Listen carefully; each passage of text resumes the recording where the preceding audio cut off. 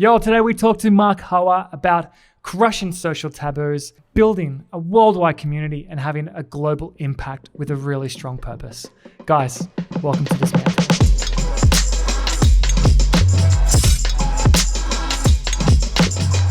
All right, guys. So I'm here. All right, let's go. Let's go through the laughter. right. I'm here with Mark Hawwa, Yep. the founder, creator, pioneer of the Distinguished Gentleman's Ride. Welcome. Thank you. Awesome to be here. Thanks, man. Some crazy growth with DGR since 2012. Yeah. Throw some stats at me, man. Throw some stats at you. 2012, an idea just to go for a ride with some mates and have a bit of a laugh and sort of show a different side of motorcycling. To today, just went absolutely mental. It started off with, even in the first year, it was big. We had 2,500 riders, 64 cities? Yeah, I think it was 15 or 16 countries. I don't quite remember details anymore. How do you do that in the first year? Social media. Yeah. It was quite funny because 2011, the year before, I started up a motorcycle group called Sydney Cafe Races. And I started up that because I had no mates that rode motorbikes. All my mates from high school and college and the rest, they're still mates, but they just weren't motorcycle buddies. Yeah. And when I got a motorcycle, I thought, I'm so cool. I've got a motorbike now. And then 4 weeks later, I'm like, oh my God, I'm so bored. I need people to ride motorbikes with. So I had to look around and there was nothing. So I sort of started up that group and went to a couple of different shops around Sydney and put a bit of point of sale up, saying, join Sydney Cafe Races. Yeah. And in the first ride, we had sort of 30 people. Anyway, I'll fast track this part, but what happened was it continued to grow and people around the world started looking at this group of motorcyclists in Sydney. And I became really good friends with, guys from El Solitario, which is a motorcycle group overseas, the guys that build Blitz motorcycles in France. And all these different people, when I put the idea out there, turned around and said, hey, we're going to run one in our city. And so literally in the first year, 64 mates turned around and said, good idea, we're in. And I've sort of scrambled and gone, okay, well, let's put together some guidelines just so there's at least a little bit of consistency between these rides and set it up so that, it might be something a little bit bigger. And then it just kept on growing. It was just that first year, I think, we rode down George Street here in Sydney. And the first year you could just see people on the side of the road were, I guess, a bit scared, right? They could hear hundreds of motorcycles approaching and there's that stereotype. It's got to be it's got to be a gang. It's going to be a 1% club. And then they turn around and they see all these guys and girls dressed up in suits, dresses, dressed up in their Sunday best. And the royal wave happening, and you could just see that stereotype completely breaking on the spot. That was when I sat there and I thought, oh, this is a little bit more important than what I thought it was going to be. I thought it was just going to be a laugh. This is going to be way more important. And then the second year, it continued to grow, and we partnered up with the Prostate Cancer Foundation Australia back then, and then that was 145 cities. I don't even know the stats off the top of my head, but I know that last year was 115,000 riders, 642 cities, 102 countries, and we raised $6.1 million US. So what's that? At the moment it's probably about 20 million Australian dollars, but I think it was about 8 or 9 million Australian dollars. All up, you're probably looking at what, close to 20 mil US? 20 mil US at the moment, like as of today. Yeah. And so about 25 million Australian dollars in the course of 7 years. With a niche motorcycle event. Yeah, it's been a wild ride. It's funny you said that about like noticing people on the side of the road, because I've ridden the past couple of years. And that there is something about that smile when you pass someone who's just, there's like almost pure joy on their face. And then even like the kids are starting to wave and do all that kind of stuff. It's the feeling of, I guess, being connected as well, right? I mean, you're connected with these other riders, but you're also connecting with the local community. And I mean, even the second year when we did the Distinguished Gentleman's Ride in Sydney, I remember police clapping as we were sort of rolling past them. And it was just such a positive, inspiring ride. And the people that were there in the second year, because there was now this extra element of, hey, we're doing this for other people. Yep. It just felt so much more important and so much more special.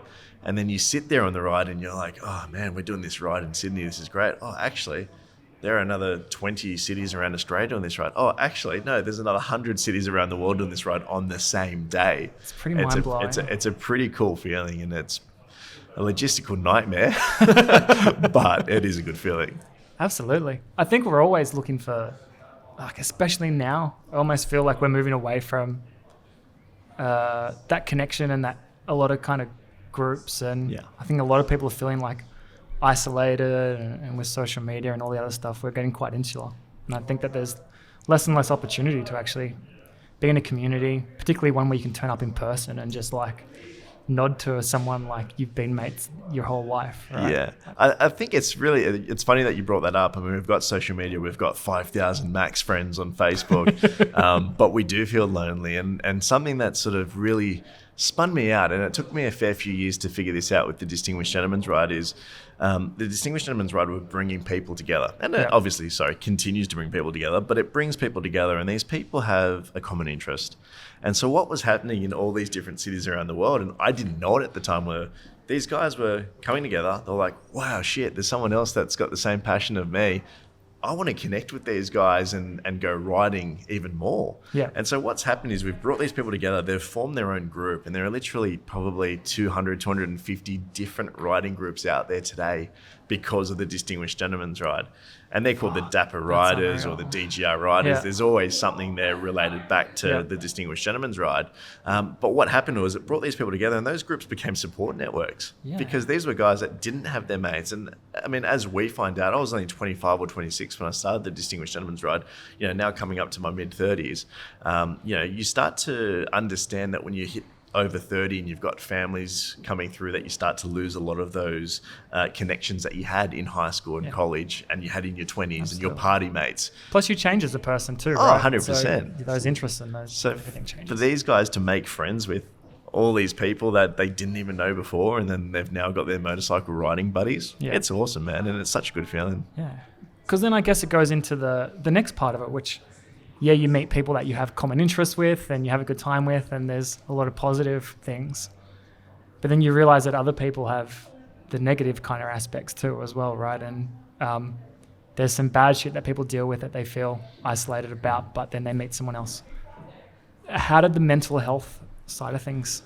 The mental health side started in 2016. So we lost one of our ride hosts in the States, and he took his own life 3 weeks after the Distinguished Gentleman's Ride. And we deal pretty closely with all these ride hosts. So as an organisation, we are overseeing all the rides. We're in constant communication with different ride hosts around the world. So when people sit there and go, oh, how is the Distinguished Gentleman's Ride a full-time job? It's like, well, we're overseeing 700 physical rides. It's not just social media. There's a physical presence. And we didn't see that coming at all. And we sort of stepped back afterwards, and we partnered up with the Movember Foundation back then. And we said, listen, we know that we've been raising money for prostate cancer, and that's really important to us. But the mental health side is important to us as well. So we were quite nervous about introducing that because we didn't know how the riders and the fundraisers would react. And so we implemented 10% of the funds raised went towards programs based around mental health, and 90% stayed with prostate cancer. After that first year, basically the uptake was huge. People were like, man, more of the mental health side of things. And we sort of came to realize that a lot of the people that we were dealing with really closely had these issues and connected with them a little bit more.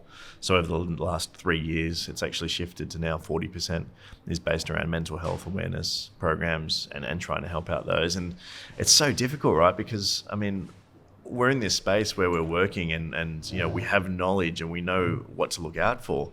But sometimes you still can't see it. And I lost a friend of mine 4 weeks ago, took his own life. And I was just like, I had lunch with him 2 weeks before, and I'm sitting there going, where did that come from? I did not see any of the signs whatsoever. And I was just like, I need to be a better reader. I need to learn more. And it's, even us working in the space, we still feel like there's so much more to learn. Yeah.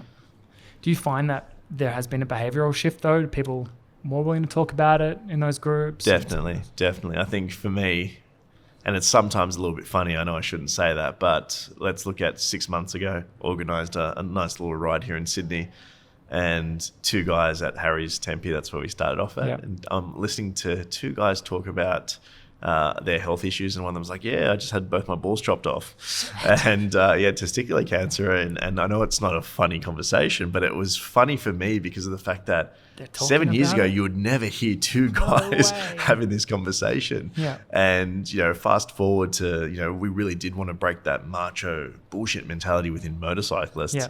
And we are doing it. And it's clear that we're doing it when two guys are talking about issues like that so openly. So I think all of society is getting better with it as well. I think Movember's doing an amazing job of it. Individuals are identifying that they've got issues a little bit more. Yeah. We're sort of going down the path of, in a positive way, America, in the fact that, people always used to talk about their shrink. In Australia, we would never talk about a psychologist or seeing someone, whereas now it's becoming more acceptable. Yeah. And the more that becomes acceptable, the more that we can really start to defeat these issues. Yeah, absolutely. How do you really go about those partners and sort of hooking up with Movember and then even the sponsors as well? Yeah, a lot of it's organic. So, I mean, the thing is, it's been a real authentic, organic idea. I never thought that it was going to turn into full-time work for 6 people. Yeah. For me, it was just like, hey, let's just do it, right? And I did it for 2 or 3 years full-time, and I was like, what am I doing? I'm still living at home with mum and dad, and I'm still borrowing money off them. This is just weird, and I wanted to give up. And then it was a guy in Kent in the UK, and he basically called up and said, hey, just wanted to say if it wasn't for you, I'd be dead. And I was just like, whoa, okay, what's your story? And basically he went and got checked for prostate cancer as a result of our event. Wow. And found out that he had it, but was early enough that he was able to sort it out and it wasn't an issue. And we even had that story from a guy that works at Shannon's Insurance yesterday, that his dad was motivated by him taking part in the event and got to it early. So those relationships happen organically. I mean, the first relationship that we had with a charity partner was the Prostate Cancer Foundation Australia. Yep. That was through a guy that we rode with that said, Mark, we've got a problem. And the problem is we can't get guys talking about their prostates because they're still scared it's a finger. And I'm like, okay, makes sense. Motorcycles, macho, finger, butthole. It's a little bit awkward. Yeah. And I've gone, okay, well, I'll take the challenge up. I'll get guys talking about this. I'll get guys getting checked. And that was the challenge. And, it was a bit of fun and we did it. But when it started saving lives, that's when I was sitting there going, okay, I've got to stay with this. I've got to keep on rolling. And then the Triumph relationship basically came through an email. It was them going, we absolutely love this concept. Awesome. Would love to support you guys. And throughout the whole process of everything that we've done, charity-wise and sponsorship-wise, the relationships haven't been a typical business transaction. It hasn't been, here's some money, put our logo here, here, and here. Yeah. It's these guys have got personal stories. There are people that we work with at Triumph who have personal stories about prostate cancer that we work with closely. One of those gets documented in a video next week that we're launching. There are so many interesting aspects that you wouldn't think we would have with sponsors. I mean, you look at, we had Zenith Watches on board. I think that came on board because our Milan ride hosts knew someone that worked there. So they go, we'll put you in contact with Mark. And then all of a sudden you've got a new sponsorship deal for 3 years. I find that happens when people start talking about their ideas and their cause and the why. Yeah. Like I always find, and I think that's something where people should probably do more of that and talk more about how they're feeling about different things, because there's always someone that they believe in it. Like, how many times have you talked about this and someone goes, oh, you should talk to this person? Yeah. And it's a connection that gets made because they're either inspired by how you're feeling or that why or that kind of urge to make impact. And it's not hard to inspire people when you're talking about an event that happens in 700 cities on the same day, and it's so good looking. And I mean, even 8 years later, I'm still not bored of looking at all the different outfits and bikes that people ride. Absolutely. I think for us, we did partner up with the Prostate Cancer Foundation in Australia, and as the ride continued, which was 2014, I sat there and thought, well, wait a second, we've got all these funds being raised in America going to an Australian charity. That doesn't quite feel right. So then we partnered up with Prostate Cancer Foundation in America, Canada, UK, New Zealand, and Australia. Exactly right. And then in 2016, I'm like, no, these relationships are taking up way too much time. So we approached Movember and said, guys, you guys are international.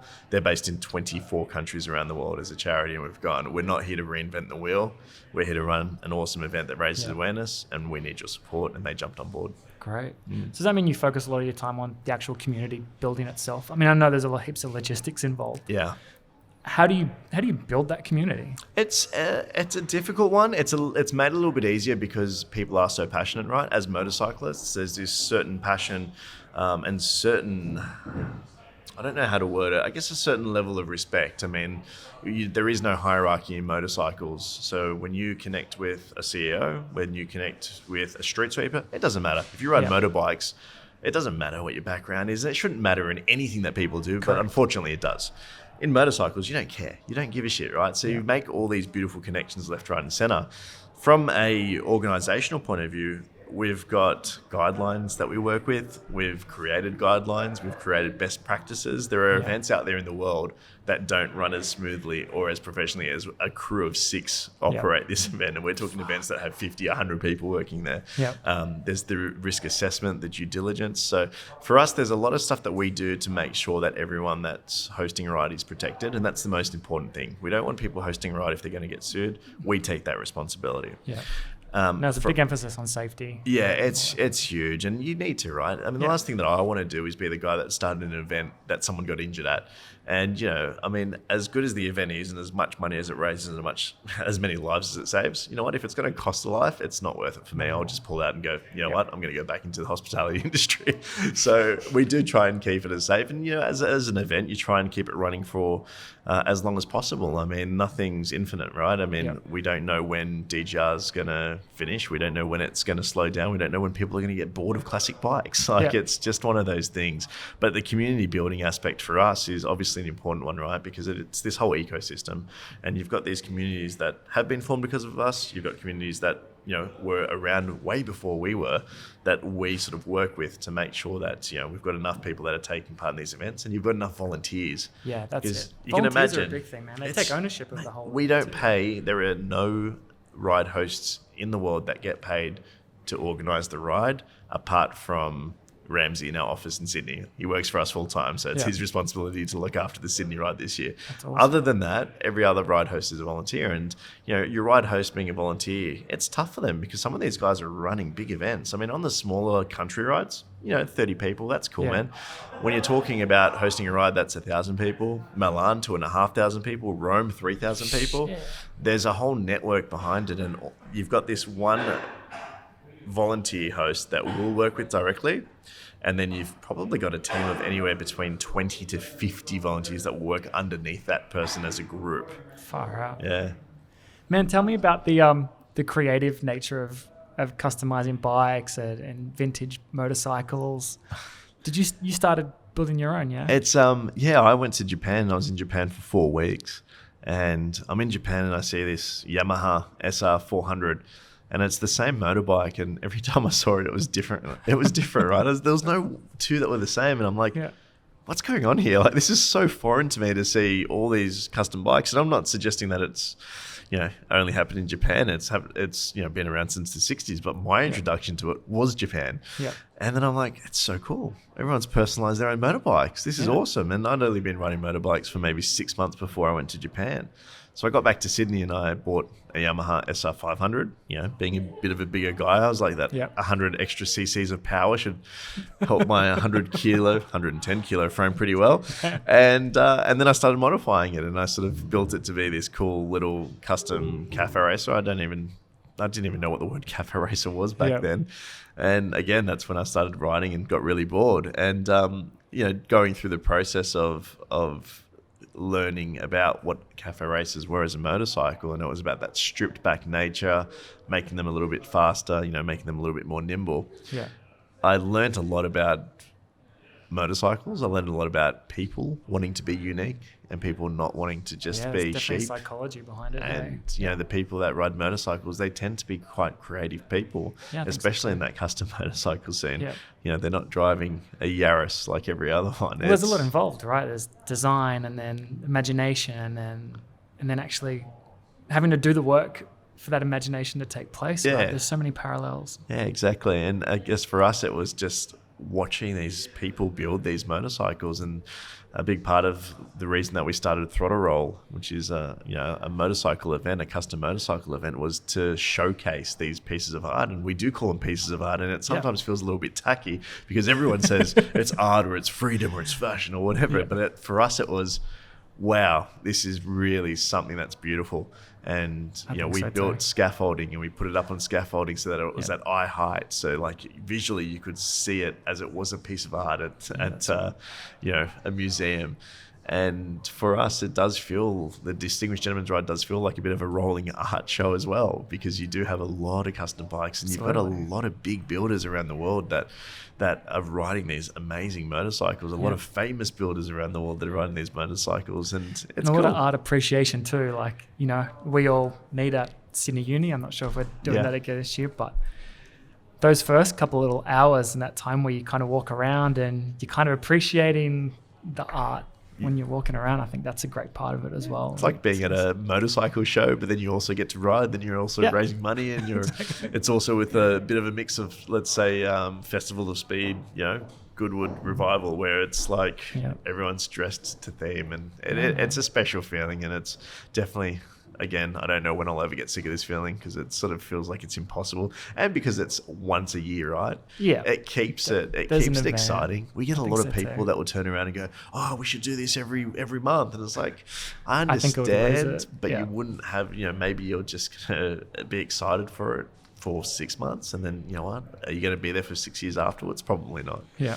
I've noticed it's becoming a bit of a family event too. Like a lot of kids, like, one of my first one, my little boy had just been born, and we kind of took photos of him before it with the bike, and my wife came on the last one, and I think that's really cool too, that it's so accessible to a lot of different people. Yeah, and we try and keep it as family friendly as possible, so we try and make sure that the locations that you start at or finish at are locations that you can have the family gather with you. And the great part is, depending on whereabouts in the world you are, some of the start locations are the end locations. So it's great because the family can come to the start, hang out for a couple of hours. Yeah. As you know, the ride only goes for 2 hours of riding, and then finish up, and it's a celebration.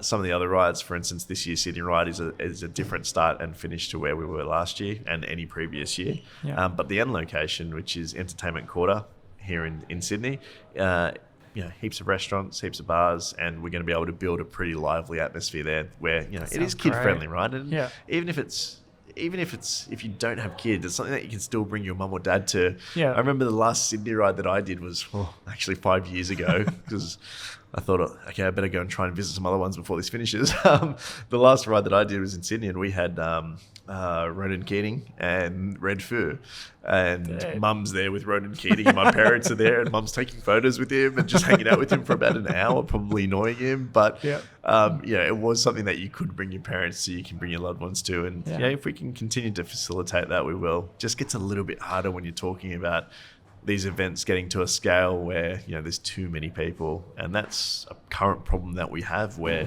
you'll get police saying, well, no, you can't have that many riders, and you get council going, well, no, we don't want you coming through our area. So it's really this nice juggling act where, yes, it's a charity event, that's great, but you know what, it doesn't give you an excuse just to do whatever you want. You still got to abide by so many rules, but we'll keep on chipping away. And this is year number 8. Next year, no, this is year number 9. No, year number 8. Yeah, it's 8. Got carried away there. Talking about not doing what you want and having strong guidelines, I love that it is centered around being a gentleman as well, not just in what you're wearing, but how you act and how you carry yourself. Yep. And I've loved hearing you in the past describe that, that aspect of it isn't a once a year event either, right? Yeah. I think for us, we sort of shift away from the word gentleman, just to be upfront, because I think we're at about 15% of the riders are female, and that's grown so much over the 8 years. And I guess when I first got into this scene, it was mainly males, but we're always open, and so we use the word gentlefolk. There we go. Yeah, that's our PC word. But for us, it is, right? It is helping other people. And I think that's why so many people connect with the ride, because they are helping other people. Yep. Yes, they're having fun, but they're also able to do something else. Yeah. And for us, the first guidelines, it was quite funny. The first guidelines we quickly rushed together.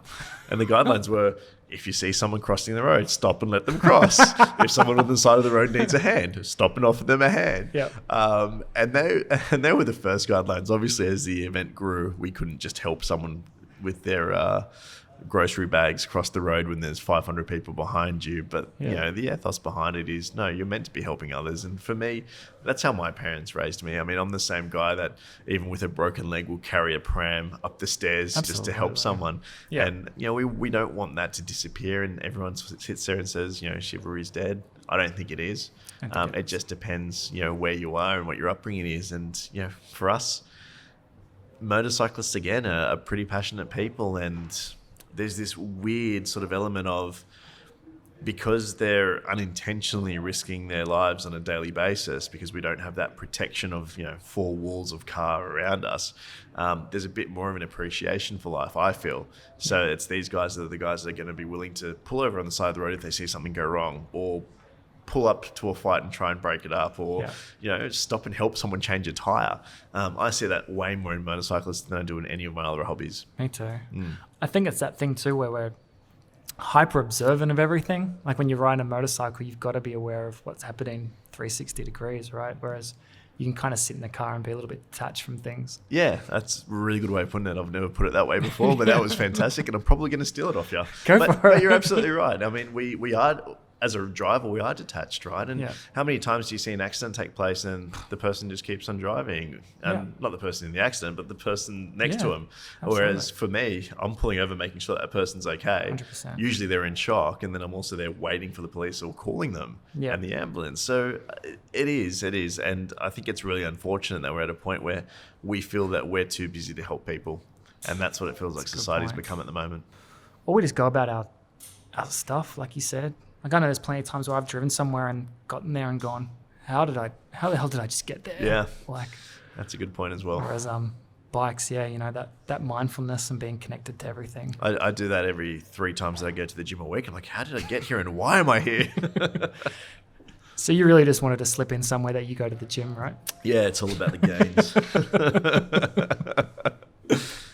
Tell me about so that was obviously an impact and a growth phase, and something that pushed you through doing what you love to do. As an entrepreneur now, and kind of seeing how businesses work and those partnerships, what's sort of the next step? Are you kind of looking to build other aspects?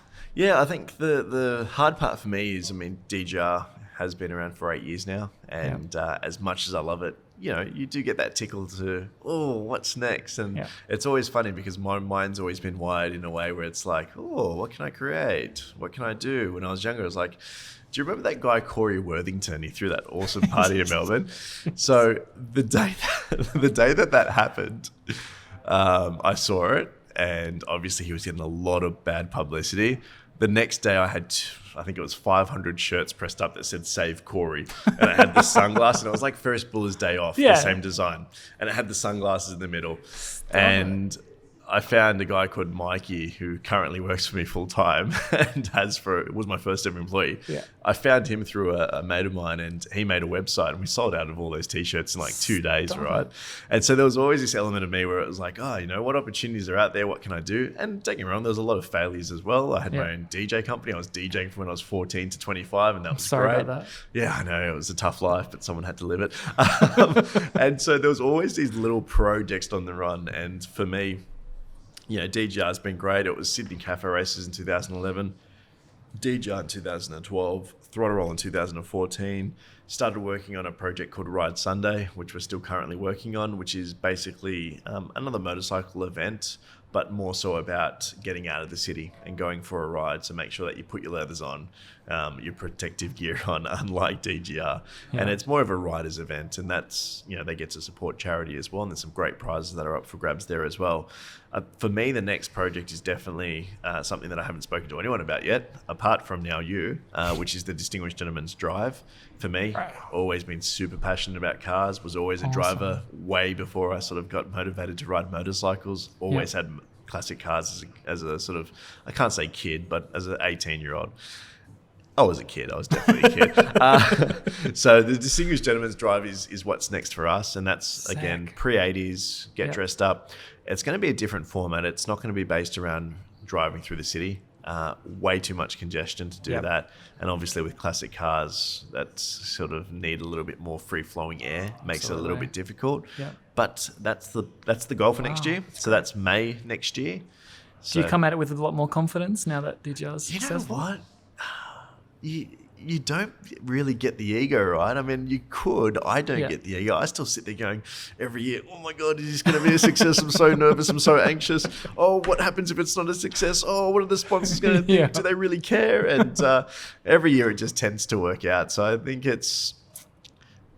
you don't have the confidence. I think you've got the foolishness thinking that it may be a success. Do you know what it is, man? I think you just do shit, right? Like, same with the t-shirt thing. You notice something, you had that awareness, you actually put actions into place and got it done the next day. And I'm sure there's other things that you said failed where still there was an action, right? You still learnt a lot from it, and every failure has been learnt from. You know what, if we go back to the word ego, it's probably the ego of not caring if it's a failure. And really, I don't. And for me, it's I'll start a project, and if it fails, I'll put my hand up and say it failed.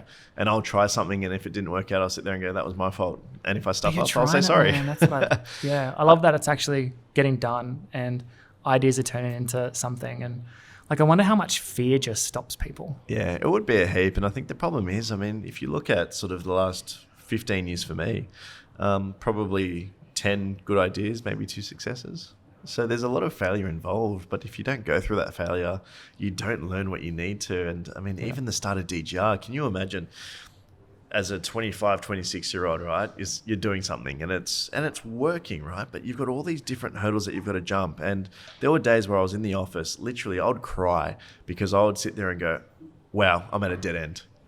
And then I'd sit there and I go, okay, Mark, it's not a dead end. You've just got to figure out a way around it. And you start to realize that at every point that you thought you hit a dead end, it was just a hurdle, but it was a really tall fucking hurdle. Like, how did you get out of it? Jump very high to get out of any of these hurdles. And what did you do? You find an answer, right? You just get it done. And that's the philosophy in our office. I mean, we're doing stuff with DGL, we're doing stuff that hasn't been done before, right? We couldn't copy. There's no other model around the world that we could have just sat there and gone, oh, that's how they did it. Oh, cool. We're going to copy that. There was nothing around the world that happened on the same day across God knows how many cities and countries at the stage that we're sort of working on. Movember as a sort of charity event, great. But that's online. It's peer-to-peer fundraising. There's no physical activity. We were having all these physical activities on the same day. And you've just got to have that personality where it's like, you know what, I'm not going to give up. I'm going to keep on giving it a shot. And then when it gets to the point where it fails, if it fails, so be it. I learned. I'm going to move on. Or, just make sure it's not a failure. I know it's easier said than done. But the thing is, you need to be someone that just... You don't need to know the answers. You need to know that you need to find out the answers, if that made any sense at all. How much did then building up a team help you with that? For us, the team stuff was really awesome as well because, I mean, it was hard because there was no, there was no finances, right? We're just doing it for the sake of doing it. There was no sponsors at this stage. So Mikey, who was only 13 when he built me that website for Corey Worthington's birthday party shirt. He was our first ever staff member, and he would just come in when he had time off university and help out. And then once we started to sort of make a little bit of money, it was investing in staff. And, DGR, as great as it is and as awesome of a charity event as it is, these charities are still businesses. You still need to have money to cover staff. Absolutely. And so Mikey was our first ever staff member. So he's been with us now for, I think, 6 years. And he's amazing. He's based out of Munich now in Germany. And he runs operations for us from there. We've got Ramsey in Sydney. We've got Tanya, who does a lot of our graphic design, or all of our graphic design in Sydney. And then we've also got a sponsorships guy and partnership guy, Dennis. He's in the UK. And then we've also got a general manager who used to work for Movember. And we sort of poached him over to our side with their permission, which... it sort of fast-tracked a lot of the processes between Movember and us, and he's based in the UK as well. So there's a global team there, which is something that was needed because we used to be up at 3 o'clock in the morning making phone calls to some of these ride hosts. You can't do it all yourself, right? No, you couldn't. I think you get to a point where something grows that big that you have to reach out. You need the right support, and the great thing about the support that we've got is we've never had to put a job ad out there. For us, it's always been people that have been passionate, and nearly every single person that works for DJ at the moment had volunteered their time to help out at some point, and that then resulted in them getting a full-time job out of it. And those guys are happy. We get people that will sit there and say, oh, this is nonsense, you guys are making a paycheck at working for charity, and we'll proudly sit there and go, fuck off. No, we proudly sit there and go, yeah, we get to save people's lives and we get paid for it. We don't have a problem with that. That's right. We will never have a problem with that. No, should you? It's a funny one, some of the issues that we sort of deal with, I guess, from a negative point of view. And a lot of it does come back to that social media side of things where, every time we get a negative piece of feedback and you sort of sit there and go, I'm just going to inquire a little bit deeper. They've never got a profile photo. They've always got a fake name. There's never any details about them. They're literally faceless on Facebook. Yeah. And for us, we just discount and go, you know what? There are some people that are out there that will never understand why we do what we do. Yeah. As long as we focus on the cause, we're happy. That's right. And look, you've built a community worldwide of amazing people that want to do good things and impact people and help people. Yeah. I think it's amazing. If you could sort of tell somebody one thing, if they're sitting there feeling like, you know what, I want to make an impact, I want to have a global presence and be a force for good, how goes the revenue? I know, I was just sitting there, I didn't even know where that came from. One thing, what would you tell somebody? Well, firstly, I tell them to get in contact with me and I'll help them. No, it's, again, you've got to be in it for the right reason. So you've got to be connected to it. So if you're trying to work in a space where it's something that you literally can't connect with, I don't see why you should, right? For us, we connected with motorcycles and that's why we do what we do. We're men, we connect with men, that's why we do what we do. So the first thing is make sure it's going to be relevant to you, because you don't want to work on something that's 8 years later, you're sitting there going, oh wow, I really want to get out of this. You want to be super passionate about it for as long as possible. And yeah, we change as humans. Our goals change, and there's no issue with that whatsoever. But just make sure that you're in for a wild ride. And again, if you do need a hand, let me know, because I probably meet up with charities twice a week and literally just dump information on them because they're sitting there going, how do you do what you do at only 20% of fundraising? Shit. And so we bring up the stats and we take them through it, and they're just like, if we tried to do that, it would be 50%. But the fact of the matter is, we've connected with people that, like you said, are super passionate and they want to change the world. Yep. So we don't have to pay these, extraordinary amounts to get things done. So if you can pick a niche, I'd say stick to it and just stick to your guns. We get people constantly sitting there saying you guys should be, an open event to every single motorcycle that's out there. And the fact of the matter is, it wouldn't be where it is today if it wasn't for the fact that this was about classic suits and classic bikes. And then where do you draw the line? Do you open it up to everything that's modern? Do you open it up to cars? Oh, can people just go in a normal sort of in a pair of board shorts and a singlet? For us, success has always been based on the fact that we've kept it niche. You've got a vision. For us, we want to keep this going as long as possible. And if we are going to keep this going for as long as possible, it means, keeping it as small as possible for as long as possible, because all it takes is one of our rides to get shut down. And that's a $300,000 to $400,000 that could have been raised for the Movember Foundation being diminished in the course of one person's actions. Yeah. Mark, thank you so much, man. It's been awesome. The ride is on 29th of September. 29th of September. So if you can't get to it this year, it's always the last Sunday of September.